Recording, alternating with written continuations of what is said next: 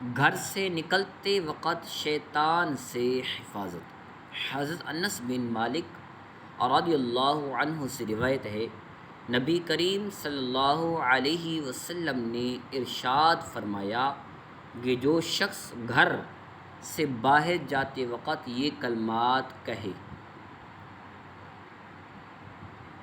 بسم اللہ توکلت علی اللہ لا حول ولا قوة الا باللہ، بسم اللہ توکلت علی اللہ لا حول ولا قوة الا باللہ،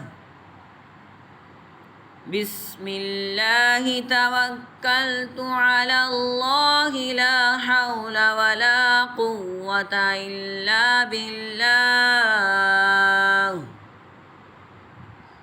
صلو علی الحبیب صلی اللہ تعالی علی محمد۔ تیری کفایت اور حفاظت کی گئی اور اس سے شیطان دور رہتا ہے،